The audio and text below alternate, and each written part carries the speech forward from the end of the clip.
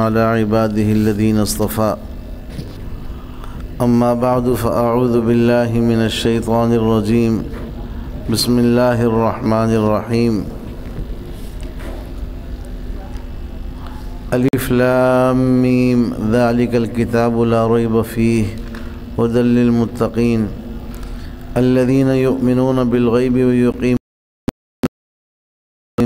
وينفقون الذين يؤمنون بما أنزل إلى أنزل من قبلك وبالآخرة هم يوقنون أولئك على هدى من ربهم وأولئك هم مفلحون صدق الله مولانا العظيم وصدق رسوله النبي الكريم ونحن على ذلك من الشاهدين والشاكرين والحمد لله رب العالمين۔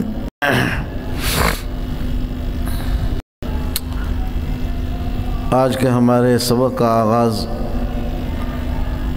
سورہ بقرہ سے ہو رہا ہے۔ سورہ فاتحہ اس سے پہلی سورت تھی۔ کچھ باتیں مزید سورہ فاتحہ سے متعلق عرض کرنی ہیں، اس کے بعد پھر انشاءاللہ سورہ بقرہ سے آغاز ہوگا۔ جیسے میں نے عرض کیا تھا کہ سورہ فاتحہ یہ پہلی سورت ہے، اس لیے اس کو فاتحہ کہتے ہیں۔ قرآن پاک کی پہلی سورت، نماز کے اندر بھی ابتدا سورہ فاتحہ سے، قرآن پاک کا آغاز بھی سورہ فاتحہ سے، اور سورہ فاتحہ بار بار پڑھی جاتی ہے، اس لیے اس کو سبع مثانی کہا۔ 7 آیتیں جو بار بار پڑھی جاتی ہیں۔ وَلَقَدْ آتَيْنَاكَ سَبْعًا مِّنَ الْمَثَانِي، ہم نے آپ کو سبع مثانی عطا فرمائی۔ سبع مثانی سے مراد سورہ فاتحہ، یہ 7 آیتیں جو بار بار پڑھی جاتی ہیں نماز کے اندر، نماز کی ہر رکعت میں، قرآن کی ابتدا میں، اور ویسے بھی لوگ بطور ورد اور وظیفے کے بھی سورہ فاتحہ کو بہت پڑھتے ہیں۔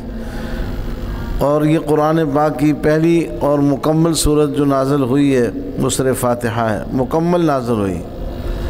اس کے میں نے مختلف نام آپ کو بتائے۔ کنز اس کا نام ہے، شافیہ اس کا نام ہے، وافیہ اس کا نام ہے، کافیہ اس کا نام ہے، شفا اس کا نام ہے۔ تو یہ ام القرآن اس کا نام ہے، ام الکتاب اس کا نام ہے، اتنے نام ہیں۔ تو جس کے نام زیادہ ہوتے ہیں وہ اس کی خصوصیت اور کمال کی علامت ہوتی ہے۔ کوئی سورت قرآن پاک کی ایسی نہیں اس کے اتنے نام ہوں جتنے نام سورہ فاتحہ کے ہیں۔ اور اسی طرح فاتحہ کے اندر اللہ تعالیٰ کا نام رب اس کا ذکر کیا گیا۔ رب یہ گویا کہ اللہ کا نام کی صفت، یہ صفاتی وہ نام ہے جو گویا کہ بہت سارے گویا کہ کمالات کے لیے کوئی جامع ہے، اس لیے یہ لفظ یہاں بھی رب العالمین، جہاں پالنے والا رب العالمین۔ پڑھتے ہیں ربی العظیم، سبحان ربی العظیم، سجدے میں پڑھتے ہیں سبحان ربی الاعلیٰ۔ تو رب کا بہت سارے معانی کو یہ جامع ہے، یہ لفظ بہت ساری صفات کو یہ جامع ہے، اس لیے رب کا اطلاق یہاں ہوا، اللہ کے صفاتی نام میں سے رب کا انتخاب کیا گیا۔ پھر عالمین، یعنی کہ میں نے عرض کیا کہ بہت سارے جہان ہیں، بہت سارے جہان ہیں، مراد مخلوقات ہیں، یعنی جتنی مخلوقات ہیں ان سب کا پالنے والا کون ہے؟ اللہ تعالیٰ ہے۔ اس میں کہا کہ ہر طرح کی مخلوق، بعض نے کہا 40,000، بعض نے کہا 80,000، بعض نے کہا 18,000 اللہ تعالیٰ کی مخلوقات ہیں، ان سب کا پالنے والا اللہ تعالیٰ تو رحمان اور رحیم ہے، مالک یوم الدین، جزا کے دن کا مالک ہے۔ ایاک نعبد و ایاک نستعین، ہم تیری ہی عبادت کرتے ہیں اور تجھ ہی سے مدد مانگتے ہیں۔ اہدنا الصراط المستقیم، ہمیں سیدھے راستے پر چلا۔ ایک ہوتا ہے راستہ دکھانا، ایک ہوتا ہے راستے پر چلانا، دونوں معنی الگ الگ ہیں۔ راستے کا دکھانا اراد الطریق اس کو کہتے ہیں، اور راستے پر چلانا اس کو کہتے ہیں اصال المطلوب۔ کسی آدمی نے آپ سے کوئی جگہ پوچھی، آپ نے کہا وہ ہے، کوئی مکان پوچھا، فرمایا کہ وہ ہے، یا کوئی رخ پہنچا کسی جگہ تو جانے کا تو کہا یہ رخ جاتا ہے ادھر، یہ ارات الطریق ہے۔ اور کسی آدمی نے آپ سے کوئی جگہ پوچھی، آپ اس کو ساتھ لے کر اس مکان تک آپ نے اس کو پہنچا دیا، اس جگہ تک پہنچا دیا، اس کو کہتے ہیں ایصال المطلوب۔ تو اس لیے اس کا معنی ہم یہ کرتے ہیں کہ ہمیں سیدھے راستے پر چلا، ہاں ہمیں سیدھا راستہ دکھا، یہ معنی نہیں کرتے، بلکہ کیا معنی کرتے؟ سیدھے راستے پر چلا، جس سے مراد کیا ہے؟ ایصال المطلوب، انسان اپنے مقصود تک پہنچ جائے، اپنی اصلی جگہ تک پہنچ جائے، اپنے مقام تک پہنچ جائے۔ اللہ ہمیں وہ راستہ دکھا کہ ہم بالکل جنت تک پہنچ جائیں، ہاں ایسے ہمیں کام کرنے کی توفیق عطا فرما کہ ہم جنت تک پہنچ جائیں۔ اہدنا الصراط المستقیم، اے اللہ میں سیدھے راستے پر چلا۔ تو سیدھے راستے پر سیدھا راستہ دکھا یہ مراد نہیں ہے، بلکہ سیدھے راستے پر چلا، جو میں نے کہا کہ ایصال المطلوب ہوتا ہے کہ انسان بالکل منزل مقصود تک پہنچ جائے، وہ گویا کہ یہاں پر گویا کہ یہ وہ راستہ چلانا، اس راستے پر چلانا مقصود ہے، وہ مطلوب ہے اس سے۔ اہدنا الصراط المستقیم، اے اللہ ہمیں سیدھے راستے پر چلا۔ میں نے کہا صراط مستقیم وہ راستہ ہے جو بالکل سیدھا ہو، اس میں کوئی موڑ نہ ہو، اونچ نیچ نہ ہو، اور یہ منزل مقصود تک آدمی پہنچ جائے۔ صراط الذین انعمت علیہم، راستہ ان لوگوں جن پر تو نے کیا کیا؟ انعام کیا، جن پر تو نے انعام کیا۔ میں نے پہلے بھی آپ کو عرض کیا کہ اللہ نے صراط القرآن نہیں کہا، صراط الحدیث نہیں کہا، صراط الرسول نہیں کہا، بلکہ کیا کہا؟ صراط الذین انعمت علیہم، کہ جن لوگوں پر تو نے انعام کیا ان لوگوں کا راستہ ہمیں دکھا۔ پتہ چلا کہ انسان کو نمونے کی ضرورت ہوتی ہے۔ صراط القرآن کہہ دیتے بھئی جو قرآن میں آ رہا ہے اس پر آپ چلتے رہو، صراط الرسول کہہ دیتے جو نبی کہہ رہے ہیں وہ کرتے رہو، صراط الحدیث کہہ دیتے جو حدیث میں آ رہا وہ اس پر چلتے رہو، نہیں، لیکن کیا فرمایا؟ صراط الذین انعمت علیہم، کہ اللہ ہمیں ان لوگوں کا راستہ دکھا جن پر تو نے کیا کیا؟ انعام کیا۔ اور الحمدللہ اہل سنت والجماعت یہ گویا کہ اس کے مصداق وہ ہیں، اور وہ اس پر عمل کر رہے ہیں کہ ان لوگوں کے راستے پر چل رہے ہیں جن لوگوں پر اللہ نے کیا کیا؟ انعام کیا۔ منعم علیہم کون لوگ ہیں؟ نبیین ہیں، صدیقین ہیں، شہداء ہیں اور صالحین ہیں۔ چنانچہ قادیانی وہ اس سے نکل گئے، اس لیے کہ نبیوں حضور کی ختم نبوت ان کا ایمان نہیں ہے، وہ ان لوگوں سے نکل گئے۔ صراط الذین انعمت علیہم، ہمیں ان لوگوں کا راستہ دکھا جن پر تو نے کیا کیا؟ انعام کیا۔ تو نبیین اس طبقے میں سے ہیں جن پر اللہ نے انعام کیا۔ تو قادیانی یہ چونکہ حضور علیہ السلام کی ختم نبوت کے منکر ہیں، اس لیے یہ دوسرے کو نبی مانتے ہیں آپ کے بعد، تو اس طبقے سے یہ کیا ہو گئے؟ نکل گئے، یہ گمراہ ہو گئے۔ دوسرا طبقہ ہے صدیقین کا۔ صدیقین سے مراد کون ہیں بھائی؟ جو انبیاء کے بعد، حضور علیہ السلام کے بعد جو آپ پر ایمان لانے والے، یعنی کہ جن کو یوں کہا جائے جو سب سے پہلے اللہ کے اولیاء صدیقین، یہ گویا کہ ولایت کا کیا ہے؟ درجہ ہے جو نبیوں کے بعد ہے۔ تو صدیقین اس سے رافضی نکل گئے، اس لیے کہ وہ صحابہ کے کیا ہیں؟ منکر ہیں، صحابہ پر طعن و تشنیع کرتے ہیں، سب و شتم کرتے ہیں، صحابہ کے ایمان کے قائل نہیں ہیں، تو اس سے روافض بھی نکل گئے۔ اور تیسرا طبقہ کون سا ہے؟ شہداء کا۔ اس سے کون نکل گئے؟ اہل بدعت نکل گئے، اس لیے کہ یہ موت سے بہت ڈرتے ہیں۔ کبھی دیکھا آپ نے ان کا کوئی طبقہ شہید ہوا ہو، یا انہوں نے اہل حق کی خاطر گویا کہ شہادت پیش کی ہو، یا اسلام کی خاطر، دین کی خاطر، اعلاء کلمت اللہ کی خاطر یہ گویا کہ اپنے قربانیاں پیش کی ہوں؟ ہاں، یہ دیکھیں کھا کھا کے تو شہید ہوئے ہیں، کھانے کھا کے تو شہید ہوئے ہیں، لیکن یہ کلاشن کو ہی گولیاں کھا کے شہید ہونے والے نہیں ہیں۔ گولی کھاتے ہیں، ہاضمے کی گولی کھاتے ہیں، شہادت کی گولی نہیں کھاتے۔ جو کلاشن کو کی گولیاں ہیں وہ اگر لگتی ہیں اہل حق کے سینوں پہ لگتی ہیں۔ تو شہداء سے یہ اہل بدعت کا طبقہ نکل گیا۔ اب چوتھا طبقہ کون سا ہے؟ صالحین کا۔ صالحین سے مراد اللہ کے نیک بندے اور اللہ کے اولیاء، اور ان کی گستاخی اور توہین اور بے ادبی کرنے والے۔ اس سے نکل کے کون؟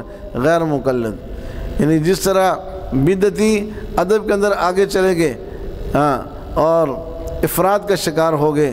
تو اسی طرح انہوں نے کیا کیا، اللہ کے نیک بندوں کی انہوں نے کیا کی، توہین کی، اہانت کی، ائمہ اربعہ کے منکر ہو گئے، ان کی تقلید کا انکار کیا۔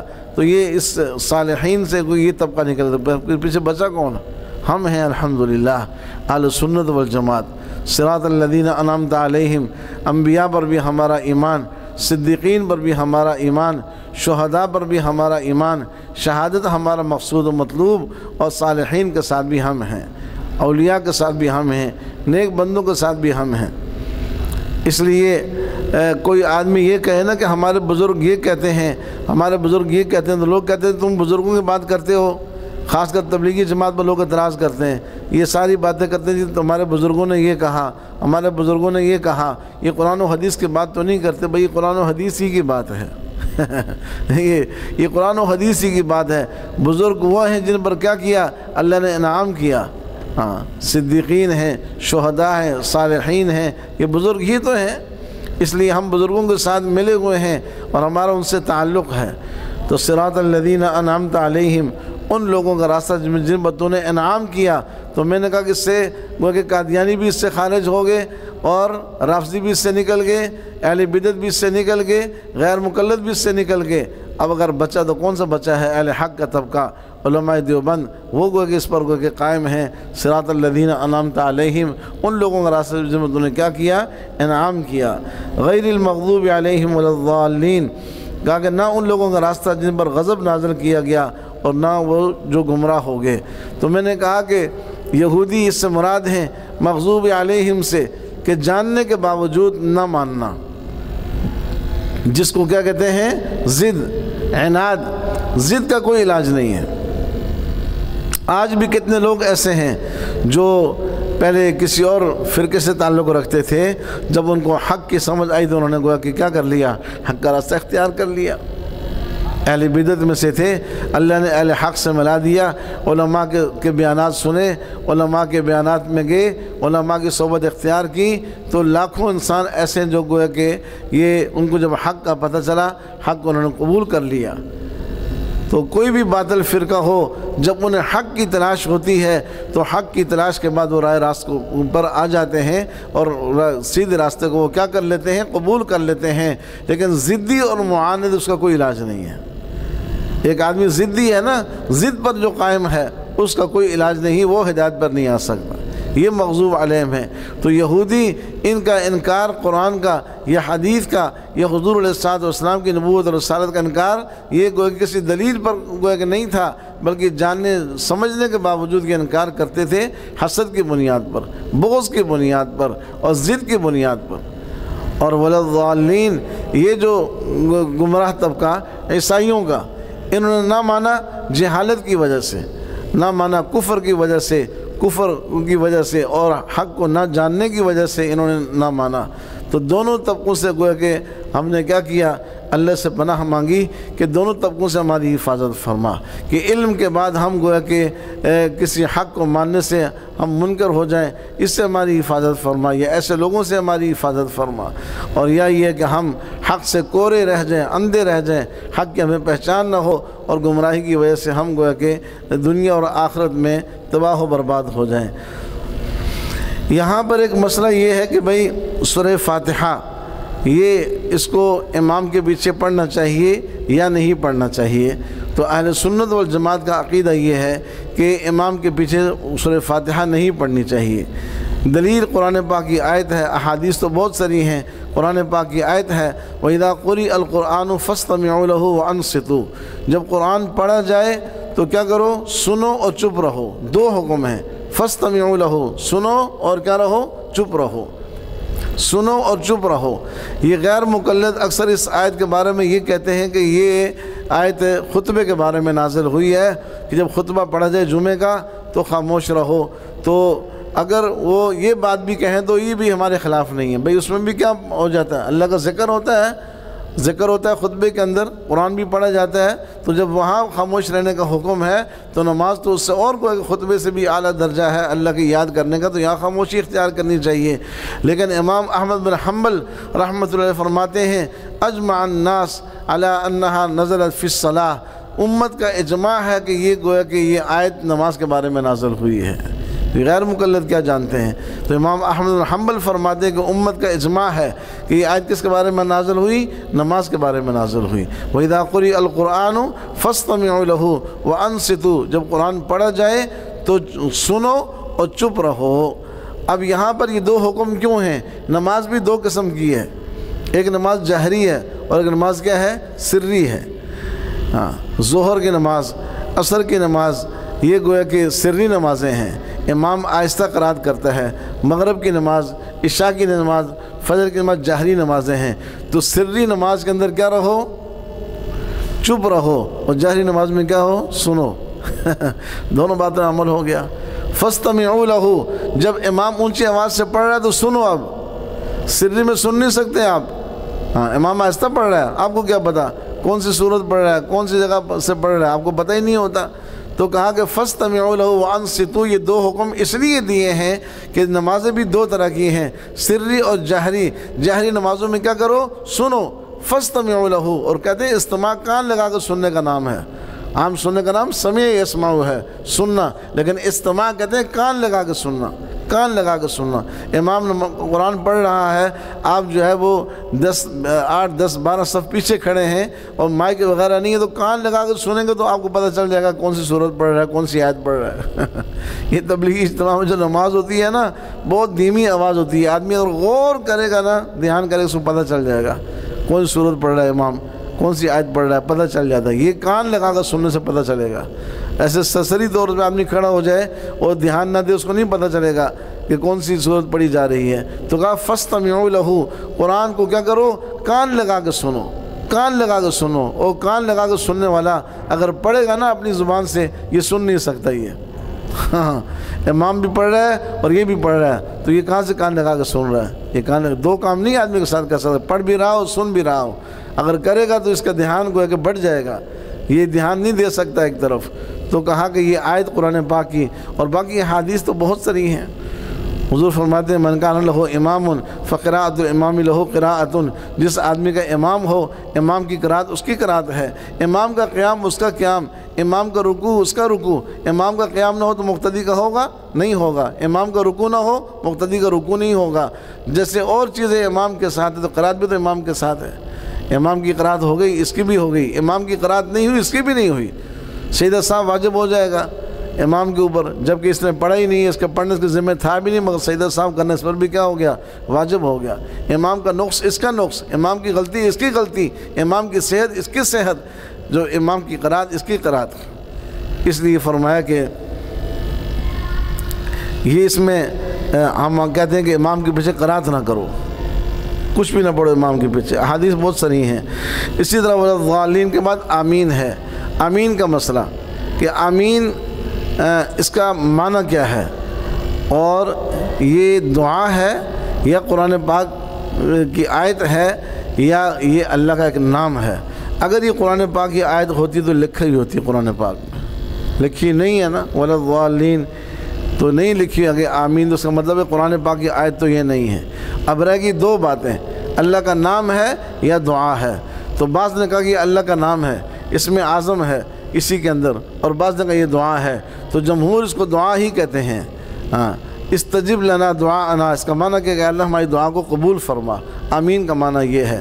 اب آمین جب دعا ہے تو دعا ہمیشہ آہستہ ہوتی ہے۔ ادعوا ربکم تضرعا وخفیہ، اپنے رب کو یاد کرو عاجزی سے اور خفیہ طریقے سے۔ دعا آہستہ کی جاتی ہے، دعا اونچی آواز سے نہیں کی جاتی۔ حضور علیہ السلام کی عادت طیبہ آہستہ دعا کرنے کی تھی، اور جہاں جہاں اونچی آواز سے دعا فرمائی تو وہ کس کے لیے؟ تعلیم کے لیے، امت کو سکھانے کے لیے کہ پتہ چل جائے کہ دعا کیسے کرنی چاہیے۔ تو کبھی کبھی ہمارے ائمہ کرام اونچی آواز سے دعا کرتے ہیں، جمعہ کے دن کرتے ہیں، عیدین میں کرتے ہیں، بڑے اجتماعات میں کرتے ہیں، وہ اس لیے تاکہ لوگوں کو دعا کرنے کا طریقہ بھی پتہ چل جائے کہ دعا کیسے ہوتی ہے، ورنہ دعا آہستہ ہوتی ہے۔ اسی طرح فرمایا کہ جب امام کہے والضالین تم کہو آمین۔ اگر یہ اونچی آواز سے ہی کہنا ہوتا تو پھر تو یہ کہنے کی ضرورت ہی نہیں تھی کہ امام والضالین کہے تم آمین کہو۔ یہ اس لیے کہا جا رہا کہ یہ آمین کا مقام ہے، اور امام یہاں پر آمین اونچی آواز سے نہیں کہے گا، آہستہ کہے گا، تو تم بھی کیا کہو؟ آہستہ آمین کہو۔ پھر کہا کہ فرشتے بھی آمین کہتے ہیں، تو فرشتے آمین کہتے ہیں، کسی کو آواز آتی ہے؟ نہیں آتی کسی کو آواز، فرشتے بھی آمین کہتے ہیں۔ اور کہا جب امام آمین کہتا ہے تو فرشتے بھی آمین کہتے ہیں، ان کی آواز ہمیں نہیں آتی، تو کہا کہ اسی طرح ہمیں بھی آمین کیا کہنا چاہیے؟ آہستہ کہنا چاہیے۔ یہ دعا ہے اور دعا آہستہ ہوتی ہے۔ ابھی کچھ عرصہ پہلے جو ہے مسجد نبوی کے اندر جو ہے امام صاحب نے نماز سے پہلے، تھوڑی دیر پہلے، نماز سے 2-4-5 منٹ انہوں نے لوگوں کو سمجھایا اور کہا کہ یہ جو تم آمین کہتے ہو یہ بالکل نہ آمین سنت ہے، نہ اس طرح کا حکم ہے، یہ مسجد کی بے ادبی ہے۔ حالانکہ ان کا مسلک ہے، ان کو تو خوش ہونا چاہیے۔ انہوں نے کہا تم یہ لہ سے لہ ملا کر جو ایک بہت بڑا ہنگامہ مسجد میں کھڑا کرتے ہو، کہ ایسا کچھ نہیں ہے، یہ سنت نہیں ہے۔ ان کا مسلک ہے، حنبلی مسلک کے ہیں۔ آپ ان کا سنو امام کیسے آمین کہتا ہے، سو جو امام ولا ظالم کہتا ہے آمین کیسے کہتا ہے، اس کا کیا انداز ہوتا ہے آمین؟ ایسے کوئی ہمارا امام بھی کہہ دے تو میں سمجھتا ہوں کہ مائک سے بھی آواز آ جائے، کوئی معیوب نہیں ہے۔ لیکن جو لہ سے لہ ملا کر ایک بہت بڑا نعرہ لگاتے ہیں مسجد کے اندر اور پوری مسجد کی جناب اس کو سر پر اٹھا لیتے ہیں، یہ ایک مسجد کے اندر کہا کہ یہ بے ادبی ہے۔ انہوں نے 2-4 منٹ اس بات پہ لگائے اور کہا کہ دیکھو یہ ایسا نہ کرو، ایسا نہ کرو۔ آمین اونچی آواز سے کہہ بھی دے گا آدمی تو اس کا ایک طریقہ ہوتا ہے، لیکن مسجد کے اندر اس طرح کی لہ سے لہ ملا کے، اور بعض لوگ باقاعدہ جذباتی طور پر ان کی کوشش ہوتی ہے کہ بس میری آواز سب سے اونچی چلی جائے اور میری لہ سے لہ مل جائے اور پورا شور شرابہ ہو جائے۔ یہ کہنے والے کے انداز سے آپ سمجھ جائیں گے کہ یہ ادب سے کہہ رہا ہے یا بے ادبی سے کہہ رہا ہے، اس کے دل میں عظمت ہے، محبت ہے، یا گویا کہ یہ ایک کسی خاص مسئلے کی نشاندہی کرنے کے لیے ایسا کر رہا ہے۔ تو بھائی یہ آمین جو بھی آہستہ کہنی چاہیے۔ تو یہ ہے امام راضی رحمۃ اللہ علیہ شوافی مسلک کے ہیں، شافی مسلک کے ہیں، اور کہتے ہیں میں اس مسئلے کے اندر امام حنیفہ کے ساتھ ہوں آمین آہستہ کہنے میں۔ کہا کہ یہ دعا ہے اور دعا آہستہ ہوتی ہے۔ مسلک اپنا کیا ہے؟ شوافی، لیکن کہتے ہیں کہ آمین کیا ہونی چاہیے؟ آہستہ ہونی چاہیے۔ اس صورت کی 7 آیتیں ہیں، لیکن یہ دیکھو ہر آیت کے آگے گول دائرہ ہوتا ہے۔ یہ نشانی ہوتی ہے اس بات کی کہ کیا ہے؟ یہ آیت ہے۔ الحمدللہ رب العالمین گول دائرہ، الرحمن الرحیم گول دائرہ، ہر آیت کا گول دائرہ ہے۔ لیکن یہ جو 6ٹھی آیت ہے صراط الذین انعمت علیہم، اس سے گول دائرہ نہیں، حالانکہ یہ آیت شمار ہوتی ہے۔ اب آدمی سوچتا ہے کہ بھئی جب یہ آیت ہے تو یہاں بھی کیا ہونا چاہیے تھا؟ گول دائرہ ہونا چاہیے تھا۔ گول دائرہ ہوتا، جیسے ہر آیت کا گول دائرہ ہوتا ہے تو یہاں بھی گول دائرہ ہونا چاہیے۔ ایک فقہی اختلاف کی طرف اشارہ ہے، اس اشارے کی وجہ سے یہاں پر جو ہے وہ مصحف میں جو وہ گول دائرہ نہیں لکھا گیا۔ وہ کیسے؟ امام شافعی کہتے ہیں سورہ فاتحہ، کل بھی میں نے عرض کیا تھا، سورہ فاتحہ کی 7 آیتیں، مگر وہ کہتے ہیں بسم اللہ ایک آیت ہے بسم اللہ کیا ہے؟ ایک آیت ہے۔ تو ان کے اعتبار سے تو 7 آیتیں ٹھیک ہیں کہ بسم اللہ کے آگے بھی گول دائرہ ہے، تو یہاں ضرورت ہی نہیں تھی انعمت علیہم کا گول دائرہ لگانے کی۔ تو اس لیے ان کے مسلک کے اعتبار سے یہاں گول دائرے کی ضرورت نہیں تھی۔ رہا مسئلہ ہمارا، ہم کہتے ہیں کہ یہ 7 آیتیں ہیں لیکن بسم اللہ آیت نہیں ہے، اس کے علاوہ 7 آیتیں ہیں۔ تو اس لیے اس فقہی اختلاف کی وجہ سے یہاں پر اس گول دائرہ نہیں رکھا گیا جو ہونا چاہیے تھا۔ تو ہم کہتے ہیں 7 آیتیں ہیں لیکن بسم اللہ آیت نہیں ہے۔ میں نے اس کے بہت دلائل آپ کو کل دیے کہ بہت ساری صورتوں کا ذکر حدیث میں آتا ہے کہ یہ 32 آیتوں کی صورت ہے، اس میں بسم اللہ نہیں ہے۔ سورہ ملک کے بارے میں کہا 32 آیتوں کی یہ صورت ہے، اگر بسم اللہ ہوتی تو 33 آیتیں ہونی چاہیے، اس کی 32 آیتیں ہیں۔ تو سورہ فاتحہ ہمارے نزدیک 7 آیتیں ہیں، لیکن اس میں 7 آیتوں میں بسم اللہ نہیں ہے۔ امام شافعی کہتے ہیں کہ 7 آیتیں ہیں لیکن ایک آیت کیا ہے؟ بسم اللہ ہے، اور 6 آیتیں کیا ہیں؟ سورہ فاتحہ کی ہیں۔ بہرحال آگے سورہ بقرہ ہے، دوسری سورت قرآن پاک کی، اس کے گویا کہ 40 رکوع 286 آیتیں ہیں، اور قرآن پاک کی سب سے بڑی صورت۔ حضرت عمر نے اس کو 12 سال میں پڑھا، حضرت ان کے بیٹے عبداللہ بن عمر نے 8 سال میں پڑھا، اور ہمارے ہاں 8 سال میں تو جناب مفتی صاحب بھی بن کے بھی نکل جاتے ہیں آدمی۔ وہ 8 سال میں صرف بقرہ پڑھی، اور 12 سال کے اندر جو ان کے والد عمر نے جو ہے وہ کیا کی؟ بقرہ پڑھی۔ وجہ یہ تھی کہ صحابہ کرام جب کسی صورت کو پڑھتے تھے نا تو اس پر عمل بھی کرتے تھے، عمل کرنے کے بعد اس کو آگے پڑھتے تھے۔ جو آیت پڑھی اس پر عمل کیا، جو آیت پڑھی اس پر عمل کیا، اس کے مطلب کو، مفہوم کو سمجھا، پھر تفسیر کرنے والے بھی کون ہیں؟ آپ علیہ الصلوۃ والسلام ہیں۔ کیا بات ہے! علم کا سمندر ہے، علم کا دریا ہے۔ 8 سال بھی کچھ نہیں ہے، 12 سال بھی کچھ نہیں ہے آپ علیہ الصلوۃ والسلام کے سامنے۔ آپ کے زمانے کے بعد کتنے ایسے مفسرین پیدا ہوئے، انہوں نے گویا کہ سینکڑوں جلدوں میں قرآن پاک کی تفسیر لکھی ہے۔ تو اس تفسیر کو دیکھتے ہوئے، ان تفاسیر کو دیکھتے ہوئے سورہ بقرہ کو 8 سال میں پڑھنا یا 12 سال میں پڑھنا کوئی گویا کہ تعجب کی بات نہیں ہے۔ کہ تشریح و تفسیر بہت زیادہ ہے اور بڑے احکامات ہیں، اور یہ مدنی صورت ہے، مدنی صورتوں میں بڑے احکامات ہیں۔ اور کہا کہ امام قرطبی جو مفسر قرآن ہیں، فرماتے سورہ بقرہ میں 1000 اوامر ہیں، 1000 اوامر کا کرنے کے کام، 1000 نواہی یعنی ممانعات کے کام نہ کرنے کے، 1000 اس میں حکمت کی باتیں، 1000 اس میں قصص اور واقعات اور امثال، یہ 1000 ہیں۔ تو یہ اتنی بڑی صورت ہے جو تھوڑا سا کم 250 سپاروں میں مشتمل ہی صورت۔ تو ایسی عظیم صورت کو، اس کے مسائل کو دیکھتے ہوئے، اس کے احکامات کو دیکھتے ہوئے 12 سال میں ختم کرنا یا 8 سال میں ختم کرنا کوئی تعجب کی بات نہیں ہے۔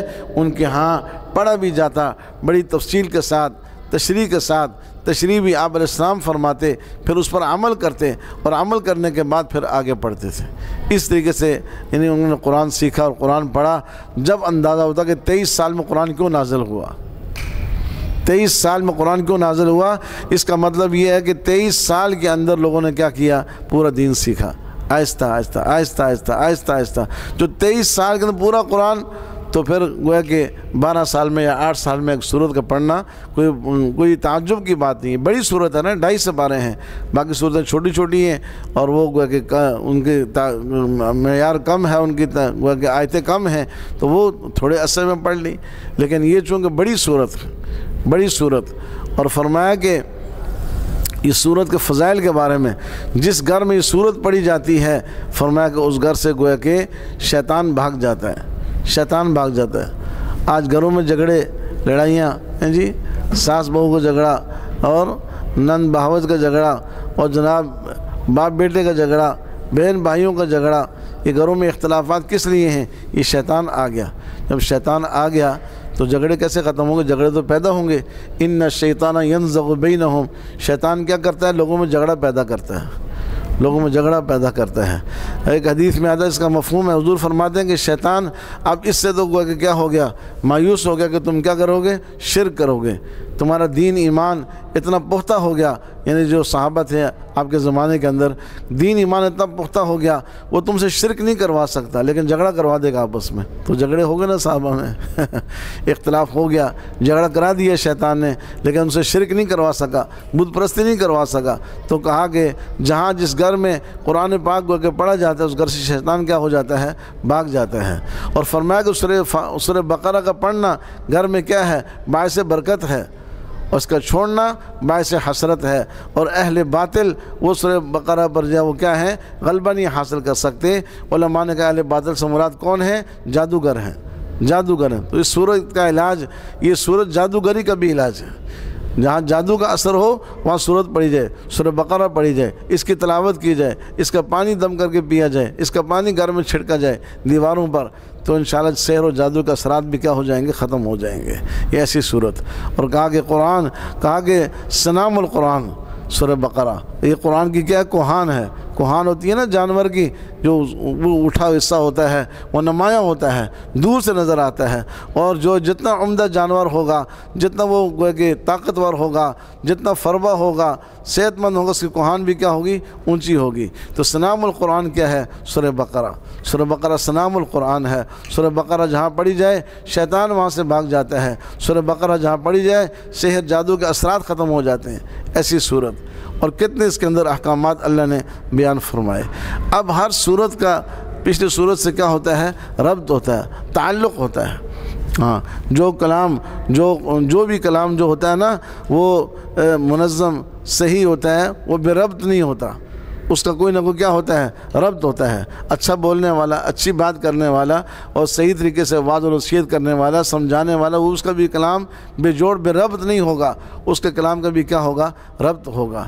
تو اسی طرح قرآن کریم کے اندر بھی ہر سورت کا پچھلی سورت سے کیا ہوتا ہے، ربط ہوتا ہے۔ پیچھے سورہ فاتحہ تھی، اب سورہ بقرہ ہے، ربط کیا ہے؟ کہتے ہیں سورہ فاتحہ کے اندر آپ نے اللہ سے دعا مانگی تھی، اہدنا الصراط المستقیم، اے اللہ ہمیں سیدھا راستہ دکھا، ہمیں سیدھا راستہ دکھا۔ اللہ تعالیٰ نے اس کے جواب میں سورہ بقرہ نازل فرمائی کہ دیکھو یہ سیدھا راستہ ہے قرآن پاک۔ ذالک الکتاب، ذالک کہتے ہیں اشارہ بعید ہے، حالانکہ قرآن سامنے رکھا ہے، اشارہ قریب ہونا چاہیے، کہا کہ اشارہ بعید اس اعتبار سے ہے کہ تم نے مانگا تھا راستہ سیدھا، سورہ فاتحہ کے اندر اس کا جواب یہ دیا، ذالک الکتاب، یہ وہ بڑی کتاب، یہ وہ کتاب ہے، اس میں کوئی شک نہیں ہے۔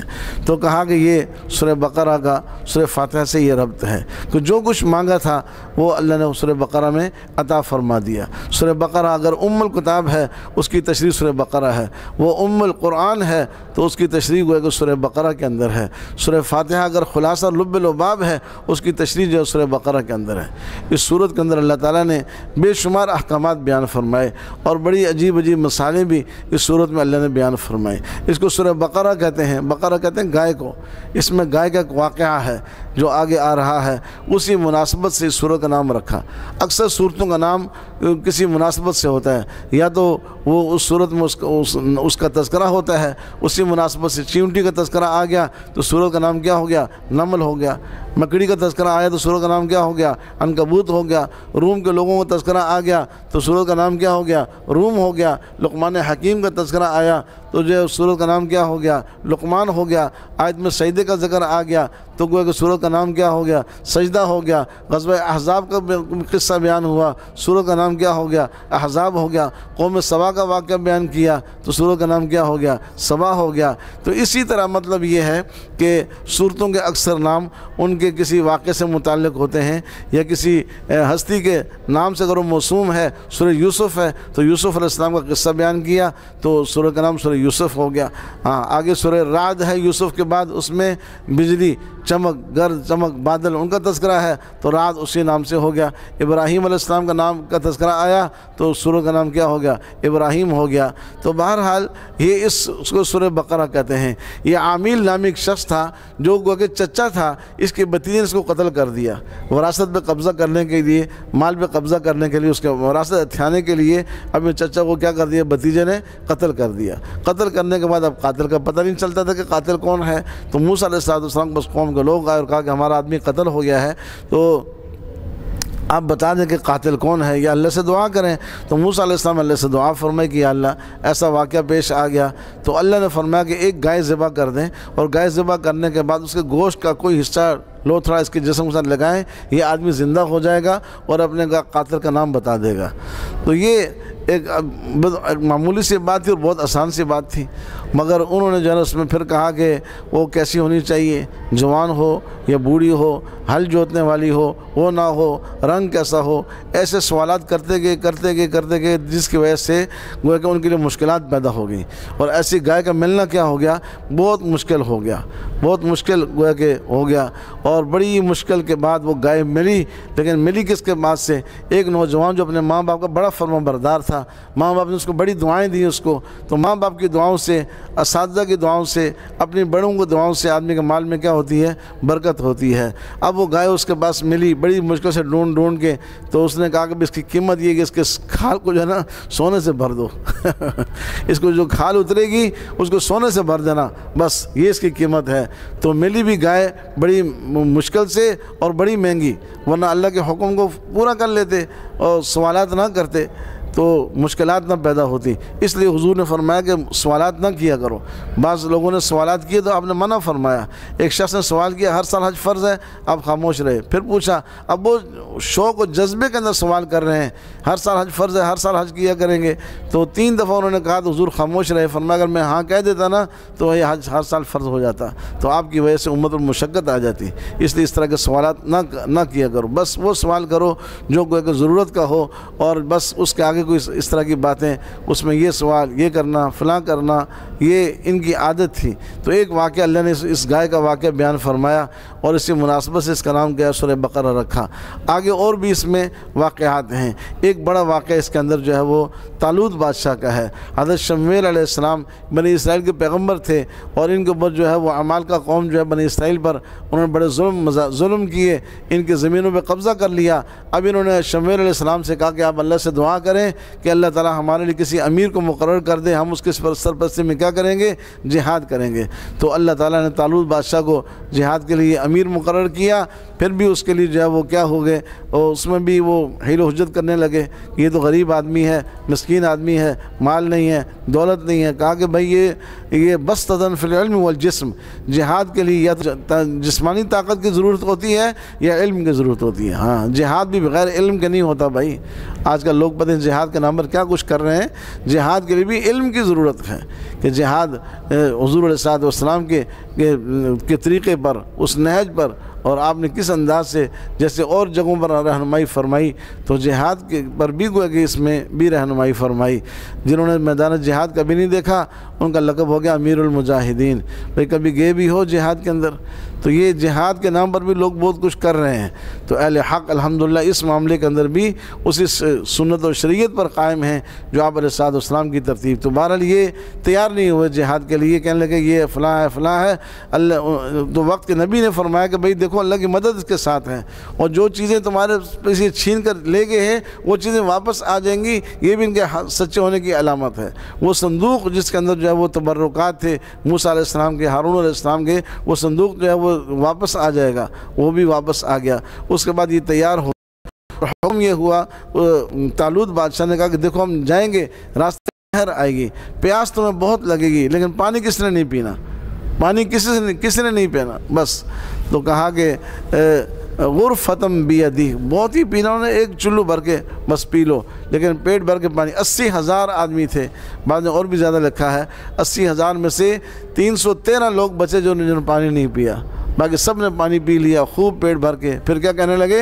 لا طاقت، اب ہمیں طاقت نہیں رہی، جالوت بادشاہ کے ہمارا مقابلہ کرنے کی طاقت نہیں رہی۔ یہ اس حکم کو نہ ماننے کی وجہ سے، اس حکم کو نہ ماننے کی وجہ سے۔ تو پھر اس کے بعد 313 آدمی، اس میں داؤد علیہ السلام جو ابھی نبی نہیں بنے تھے، انہوں نے اس کو جالوت بادشاہ کو کیا کیا؟ قتل کیا۔ وہ پورا گویا کہ لوہے کے لباس میں وہ چھپا ہوا تھا، صرف اس کی پیشانی اور آنکھیں نظر آئی تھی، اور ایسا انہوں نے غلیل نما کو چیز تھی، اس کے ذریعے سے اس کو کیا کیا؟ ایک پتھر مارا اس کو، جو اس کے آنکھوں میں جا کے لگا، اور اس سے وہ ڈھیر ہو گیا اور ختم ہو گیا۔ تو طالوت نے اپنی بیٹی کا نکاح کیا داؤد علیہ السلام سے، اس خوشی کے اندر کہ تم نے اس ظالم کو کیا کر دیا؟ قتل کر دیا۔ یہ واقعہ اللہ نے سورہ بقرہ میں بیان کیا۔ اور اسی طرح طلاق کے احکامات، نکاح کے بہت سارے احکامات، جہاد کے احکامات اس صورت کے اندر۔ ابراہیم علیہ السلام کا مناظرہ جو نمرود سے ہوا، اس نے کہا کہ مجھے سجدہ کرو، کہا میں سجدہ تو اللہ کو کرتا ہوں، کہا اللہ کا وہ کون ہے میرے علاوہ؟ کہا جو زندہ کرتا ہے اور مارتا ہے۔ اس نے 2 قیدی بلائے، ایک کو چھوڑ دیا، ایک کو قتل کر دیا۔ تو ابراہیم علیہ السلام نے رخ بدل دیا، کس کا؟ سوال کا۔ کہا کہ میرا رب جو وہ کیا کرتا ہے؟ مشرق سے سورج کو طلوع کرتا ہے، تو مغرب سے کر کے دکھا۔ اس پر وہ لاجواب ہو گیا۔ حضرت عزیر علیہ السلام کا واقعہ، 100 سال تک سوئے رہے ایک جگہ پر، اللہ تعالیٰ نے ان کو زندہ کیا، اور کہا کہ میں تو ایک دن سے بھی کم رہا۔ تو کہا کہ گھوڑا دیکھو، اپنا گدھا دیکھو، خچر دیکھو، اس کے جو وہ کیا ہوگا؟ ریزہ ہو گیا، اور کھانا خراب نہیں ہوا۔ دونوں نشانیاں دکھا دی کہ گدھے کو دیکھو تو تمہیں مدت پتہ چلے گی، بہت لمبی مدت گزر گئی ہے، کھانے کو دیکھو گے تو پتہ چلے کچھ وقت نہیں گزرا۔ اس کے بعد سود کے احکامات، اور کہا کہ یہ ایسی صورت ہے سورہ بقرہ جو آخری زمانے تک نازل ہوتی رہی، یہاں تک سود کی جو ہے نا جب آیتیں نازل ہوئی اس صورت کے اندر، تو کہتے ہیں کہ اس کے 1 یا 2 مہینے کے بعد آپ علیہ السلام دنیا سے رخصت ہو گئے، یعنی کہ کچھ دن پہلے اس سود کے احکامات نازل ہوئے۔ حضرت عمر کہتے ہیں کہ ہم حضور سے تفصیل نہیں پوچھ سکے سودی احکامات کے، بہت جلدی آپ دنیا سے رخصت ہو گئے۔ تو یہ بڑی جامع صورت ہے۔ کہا کہ جو آدمی اس کی 10 آیتیں پڑھ لے، کسی رات میں 10 آیت پڑھ لے، تو اس رات کے اندر اس کے شیطان قریب آئے گا۔ اور یہ سورہ بقرہ کی 10 آیتیں، اور بہت آسان، بہت آسان عمل ہے لیکن لوگ نہیں کرتے۔ حضرت عمر کہتے ہیں کوئی بیوقوف اور پاگل ہی ہوگا جو یہ نہ کرے، یہ 10 آیتیں نہ پڑھے۔ تو 10 آیتیں سونے سے پہلے پڑھ لے آدمی سورہ بقرہ کی۔ بعض نے کہا جو حافظ قرآن وہی پڑھنے کا اہتمام کرے، اس کو قرآن نہیں بھولے گا۔ یہ 10 آیتیں کون سی ہیں؟ ایک تو شروع کی 5 آیتیں ہیں، الف لام میم سے لے کر مفلحون تک 5 آیتیں یہ ہو گئیں۔ اس کے بعد جو ہے آیت الکرسی، اور اس کے بعد 2 آیتیں آیت الکرسی، اور اس کے بعد اگلی آیت اللہ ولی لا اکراہ فی الدین، 3 آیتیں وہ 5 یہ اور 3 یہ اور 2 آیتیں آخری سورہ بقرہ کی۔ یہ 10 آیتیں اگر آدمی پڑھ لے تو کہا کہ بہت ہی برکات آدمی کو حاصل ہوتی ہیں، کوئی لمبا مشکل کام تو نہیں ہے۔ 5 آیتیں میں نے کہا یہ شروع کی ہو گئی مفلحون تک، اور باقی 3 آیتیں آیت الکرسی، اور اس کے بعد کی 2 آیتیں خالدون تک، اور آخری 2 آیتیں آمن رسول سے آخر تک۔ یہ گویا کہ یہ 10 آیتیں ہو گئیں۔ ان کا پڑھنا بہت باعث برکت ہے۔ کوئی آدمی پوری سورہ بقرہ نہ پڑھ سکے تو 8 آیتیں پڑھ لے بھائی، کتنی بڑی بات ہے، کوئی مشکل کام تو نہیں ہے۔ یہ معمول بنا لینا چاہیے۔ بہت زیادہ سستی ہو رہی ہے نا، تو نماز عشاء کی نماز کے بعد ہی پڑھ لو۔ پھر اگر آپ کو پتہ یہ چلے کہ میں پڑھ نہیں سکوں گا، سو جاؤں گا، تو اس وقت آدمی پڑھ لے، لیکن ہر رات کو ان کے پڑھنے کا معمول بنائے۔ اور کہا کہ بیوقوف آدمی ہوگا، احمق ہوگا، جاہل ہوگا جو اس کی فضیلت کو سن کر ان آیات کو نہ پڑھے۔ بہرحال یہ سورہ بقرہ ہے۔ الف لام میم، ان کو حروف مقطعات کہتے ہیں۔ مقطعات سے کہتے ہیں کہ یہ الگ الگ پڑھے جاتے ہیں۔ دیکھا جائے تو لکھا ہوا کیا ہے؟ علم علم لکھا ہوا ہے، الف لام میم، لیکن پڑھا جاتا ہے الگ الگ۔ ان کو حروف مقطعات کہتے ہیں۔ الف لام میم، ہاں، طٰ طاسین طاسیم میم، یاسین، حامیم حامیم، عین سین قاف۔ ہاں دیکھو گے تو لکھنے میں کچھ اور ہی پڑھا جا رہا ہے، لیکن ان کو الگ الگ پڑھا جاتا ہے، اس لیے ان کو کیا کہتے ہیں؟ حروف مقطعات کہتے ہیں۔ اور کہا کہ ان کا معنی کوئی نہیں جانتا ان کا معنی کوئی نہیں جانتا۔ حضور نے کوئی معنی نہیں بتایا یہ کیا معنی ہے۔ اور نیکیاں کتنی؟ 30 نیکیاں۔ الف لام میم، الف پر 10 نیکیاں، لام پر 10 نیکیاں، اور میم پر 10 نیکیاں۔ کتنی نیکیاں ہوں گی؟ 30 نیکیاں۔ معنی کسی کو نہیں آتا۔ اور یہ جاہل اور بیوقوف لوگ کہتے ہیں کہ تو اس بچے کو طوطے کی طرح قرآن رٹانے سے کیا فائدہ؟ تم نے طوطے کے اس کو رٹا دیا، اس کو معنی نہیں آتا، مطلب نہیں آتا۔ یہ حماقت ہے، جہالت ہے اور کفر ہے، دین سے دوری، قرآن کو نہ سمجھنا، قرآن کی عظمت کو نہ سمجھنے کی علامت ہے۔ آدمی دین سے دور ہوتا ہے نا، ایسی باتیں کرتا ہے۔ بھئی یہ معنی کسی کو بھی نہیں آتا۔ 30 نیکیاں مل رہی ہیں، اگر تم یہ کہو کہ اس کو طوطے کی طرح رٹنے سے کیا فائدہ، تو پھر اس کا تو اس پر ثواب نہیں ہونا چاہیے، اس کا معنی کسی کو نہیں آتا۔ بعض نے کہا کہ یہ اللہ اور نبی کے درمیان راز ہے، بس ان کو پتہ ہے اور کسی کو نہیں پتہ۔ تو اس لیے کہا کہ حروف مقطعات یہ بڑی برکت والے حروف ہیں اور بڑے ان کے اثرات ہوتے ہیں۔ تو کہا کہ یہ الف لام میم، حدیث میں حضور نے مثال دی۔ میں یہ نہیں کہتا کہ یہ ایک حرف ہے، الف حرف، لام حرف، میم حرف، یہ 30 نیکیاں آپ کو اس پر ملیں گی۔ آپ کو الف لام میم پر۔ ذالک الکتاب لا ریب فیہ، یہ وہ بڑی کتاب ہے، لا ریب فیہ، اس میں کوئی شک نہیں۔ میں نے کہا کہ ذالک اشارہ بعید ہے، یا تو قرآن کی عظمت کی وجہ سے اس کو کہا۔ ہاں، ذالک الکتاب لا ریب فیہ، یہ وہ بڑی کتاب ہے، یہ وہ کتاب ہے لا ریب فیہ، اس میں کوئی شک نہیں، کوئی شک نہیں۔ کہتے ہیں شک نہیں، پھر وہ لوگ شک کرتے ہیں شک کرتے ہیں اپنی عقل کے فطور کی وجہ سے، اس میں شک کوئی نہیں ہے۔ ایک آدمی کہے کہ سورج مجھے نظر نہیں آ رہا، آنکھیں بند کر لے، تو سورج کا قصور تو نہیں ہے؟ کون کہے کہ سورج کی روشنی نہیں ہے؟ تو قرآن میں کوئی شک نہیں ہے۔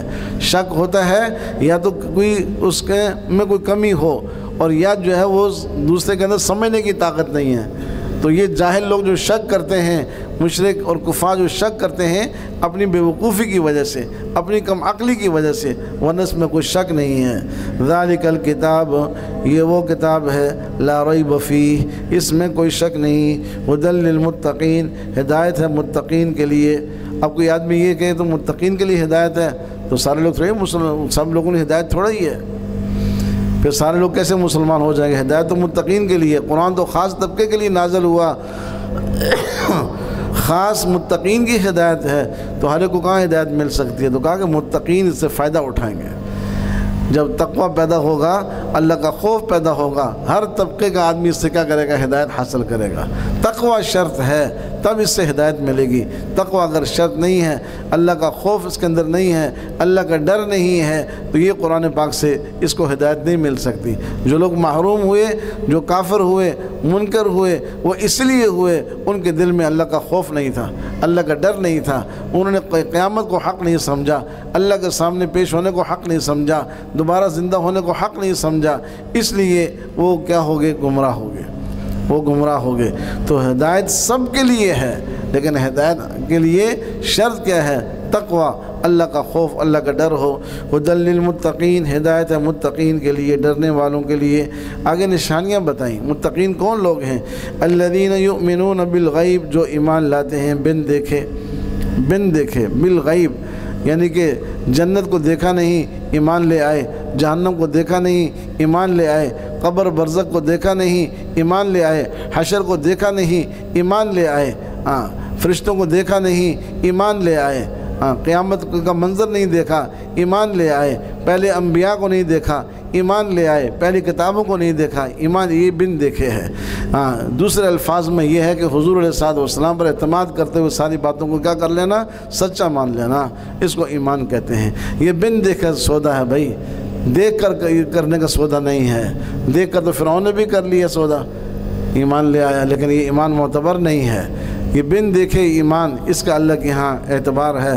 الذین یؤمنون بالغیب، جو ایمان لاتے ہیں بن دیکھے، ویقیمون الصلاۃ، اور نماز قائم کرتے ہیں، اور نماز قائم کرتے ہیں۔ دیکھو قائم کرنے کا ذکر قرآن پاک میں آیا، اقام الصلاۃ، اور کہا یقیمون الصلاۃ، اور یہ سارے لفظ اقامت کے استعمال ہوئے ہیں، تو یہ ایک جامع لفظ ہے۔ عربی کے اندر ایک خصوصیت ہے، ایک جامع لفظ ہوتا ہے۔ اگر یہ جامع لفظ نہ ہو تو پھر جو ایک نماز پڑھے وہ بھی کہے کہ میں بھی کیا ہوں؟ نمازی ہوں۔ جو دو پڑھے وہ بھی کہے میں نمازی ہوں۔ جو جمعے کی پڑھے وہ بھی کہتا ہے میں نمازی ہوں۔ جو جنازے کی پڑھے، عیدین کی پڑھ لے تو کہتے ہیں میں نمازی ہوں۔ کہتے ہیں نمازی جو وہ کیا ہیں؟ 4 قسم کے ہوتے ہیں۔ نمازی کتنے قسم کے ہوتے ہیں؟ 4 قسم کے ہوتے ہیں۔ ایک نمازی 8 کا، ایک نمازی کھاٹ کا، ایک نمازی 360 کا، اور ایک نمازی 68 کا۔ کہتے ہیں 8 کا نمازی وہ جو جمعے کی نماز پڑھتا ہے، یہ 8 کا نمازی ہے، 8ویں دن جمعے کے پڑھنے جاتا ہے، یہ 8 کا نمازی۔ ایک کھاٹ کہتے ہیں چارپائی کو، جنازے کی نماز پڑھتا ہے، یہ کھاٹ کا نمازی ہے۔ اور ایک 360 کا نمازی جو عید کی نماز پڑھتا ہے، ایسے نمازی بھی ہیں۔ اور ایک 68 کا نمازی جو 5 نمازیں پڑھتا ہے۔ یہ 4 قسم کے نمازی ہیں۔ تو کہا کہ اقامت صلاۃ کے اندر وہ شخص، وہ نمازی ہے جو 5 وقت پابندی کے ساتھ، اہتمام کے ساتھ نماز کی فرائض، واجبات، سنن، مستحبات، آداب سب کی رعایت رکھ کر نماز پڑھتا ہے، یہ اقامت صلاۃ ہے۔ اس سے وہ سب لوگ نکل گئے جو 3 نمازیں پڑھتے ہیں۔ میں پوچھتا ہوں نماز ہاں پڑھتے ہیں، بس فجر کی رہ جاتی ہے، پڑھتے ہیں ہاں کبھی کبھی فلاں۔ بھائی تم نمازی ہو؟ یہ کون اس کو ایسے آدمی کو نمازی کہتا ہے جو فجر کی نہ پڑھے اور 4 پڑھے 3 پڑھے کہ میں نمازی ہوں؟ ایسا آدمی تو نہ نمازی ہے، اور نہ اس طرح کے نمازی کی کوئی حضور کے زمانے میں کوئی مثال موجود تھی، اور نہ اس طرح کے نمازی کے ساتھ اللہ کی مدد ہو سکتی ہے۔ منافق تہجد پڑھتے تھے حضور کے زمانے میں، منافق تہجد پڑھ، کچھ بھی نہیں ملتا ان کو لیکن تہجد پڑھ رہے ہیں۔ کس وجہ سے؟ کہ مسلمان نمازوں پر اتنا زیادہ مضبوط اور اتنا زیادہ قائم تھے کہ ان کو خطرہ تھا اگر ہم نماز نہیں پڑھیں گے تو ہمارا کیا ہے؟ ہمارا عیب کھل جائے گا، ہمارا عیب کھل جائے گا کہ ہم کیا ہیں؟ منافق ہیں۔ اپنے نفاق پر پردہ ڈالنے کے لیے تو فضائل اعمال لکھا ہے نا مولانا زکریا صاحب نے کہ کھلم کھلا جو منافق ہوتا تھا، کھلم کھلا اس کی جماعت رہ جاتی تھی، نماز نہیں اس کی جماعت رہ جاتی تھی، کھلم کھلا منافق۔ ورنہ حضور کے زمانے میں عام منافق کو جماعت چھوڑنے کی بھی ہمت نہیں ہوتی تھی، ایسے نمازی۔ اور آج کے ان کو اس حدیث کی روشنی میں بتاؤ کہ کسی کو نمازی، کسی کو مومن کہا جا سکتا ہے؟ جس دور کے اندر، جس زمانے کے اندر منافق نماز نہ چھوڑے، ایمان والوں کی نماز کے اہتمام کا کیا حال ہوگا؟ کیا حال ہو؟ بیمار آدمی بھی کہا کہ 2 آدمیوں کے سہارے سے وہ بھی صف میں لا کر کھڑا کر دیا جاتا تھا۔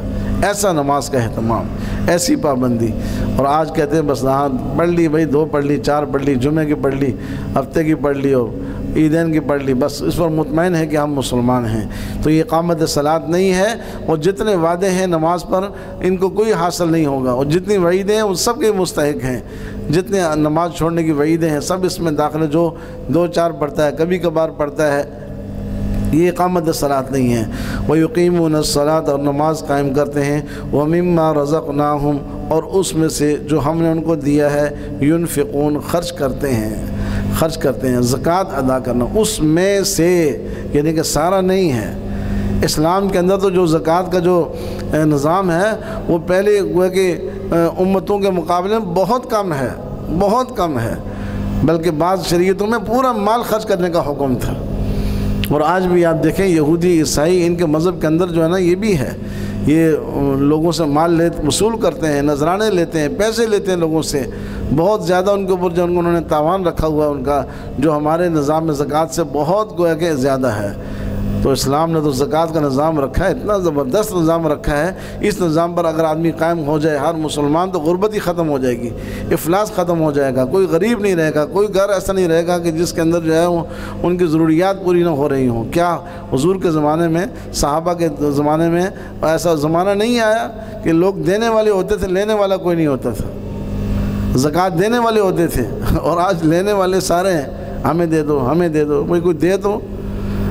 اس وقت جب یہ نظام صحیح تھا، زکوٰۃ کا جو نظام ٹھیک تھا، تو اس وقت دینے والے ہوتے تھے، لینے والے ہر کوئی کہتا تھا بھائی مجھ پر نہیں زکوٰۃ لگتی، میں مستحق نہیں ہوں، مجھے زکوٰۃ نہیں چاہیے، مجھے مال نہیں چاہیے، انکار کرتے تھے لوگ، ہاتھ پہ رکھ کے ایسے گھومتے تھے، لیکن لینے والا کوئی نہیں ہوتا تھا، وہ بھی 2.5%، 100 میں 2.5 روپے، 100 میں 2.5 روپے، 1000 میں 250، لاکھ میں 2.5 یہ کوئی ہے؟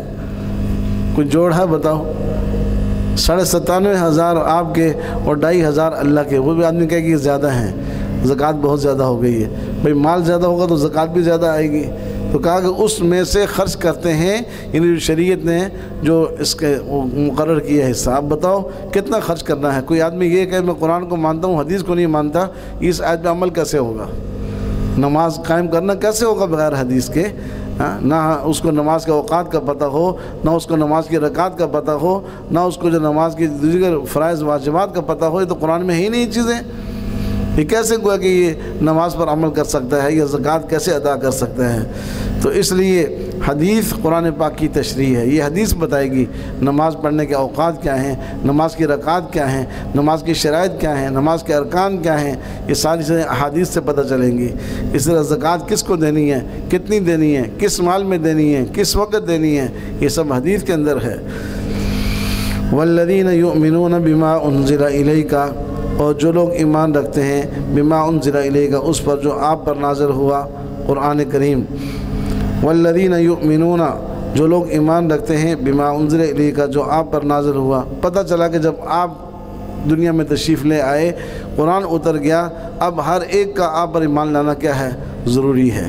جو آپ پر ایمان نہیں لائے گا وہ کافر ہے، اس کے پاس تورات ہو، انجیل ہو، زبور ہو، کوئی بھی آسمانی اس کے پاس کوئی مذہب ہو، اگر وہ قرآن کو نہیں مانتا، حضور پر اس کا ایمان نہیں ہے، وہ کافر ہے، وہ کافر ہے۔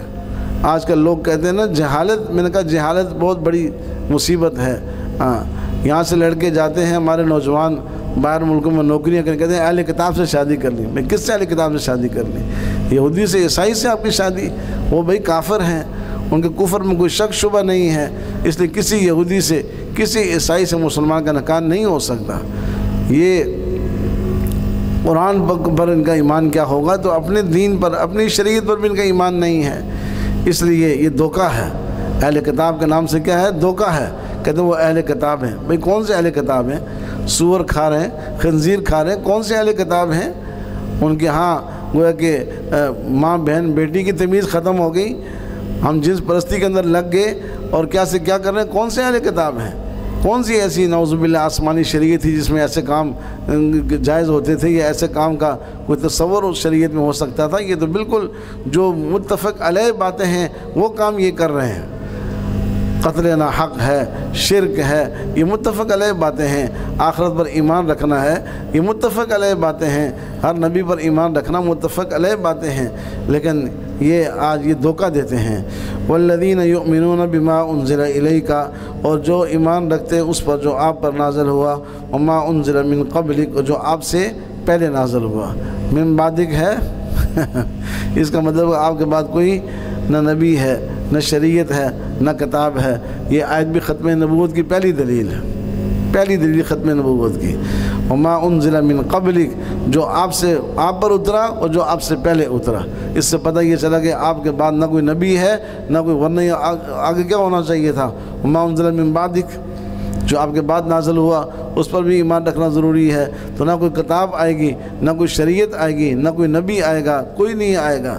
تو آپ پر اور آپ سے پہلے انبیاء پر، پہلی شریعتوں پر ایمان ضروری ہے۔ عمل کریں گے شریعت محمدی پر، ایمان سب پر ہوگا، سارے نبیوں کو ماننا۔ ایک آدمی حضور سے یعنی کہ اپنی جان سے زیادہ محبت کرتا ہے لیکن عیسیٰ علیہ السلام میں توہین کرتا ہے، یہ بھی کافر ہے۔ حضور سے بڑی محبت ہے، موسیٰ علیہ السلام کی توہین کر دی، کسی نبی کی توہین کر دی، یہ کافر ہو جائے گا۔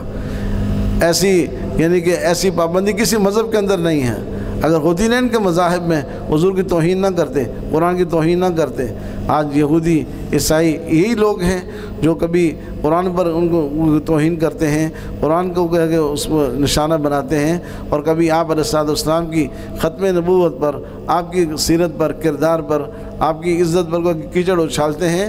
تو یہ وہی لوگ ہیں کہ ان کی شریعتوں میں اس طرح کی پابندی نہیں ہے، ان کے مذہب میں، شریعت کیا مذہب میں یہ پابندی نہیں ہے کہ تم کسی مذہب کی توہین نہ کرو۔ انہوں نے کیا لفظ اختیار کیا ہوا ہے کہ آزادی رائے کا اظہار کرنے میں آزادی ہے۔ ہاں، اپنی رائے کے اظہار کرنے میں کیا ہے؟ آزادی ہے۔ بھئی تم کسی نبی کی توہین کر رہے ہو، کسی کے مذہب پہ تم حملہ کر رہے ہو، دین پر حملہ کر تم کیا کرتے ہو؟ رائے کی تم آزادی سمجھتے ہو اس کو؟ تو یہ اگر پابندیاں ہوں اس طرح کی تو کبھی کسی مذہب کی توہین نہ ہو اور کبھی شریعت کے اوپر کوئی کیچڑ نہ اچھال سکے۔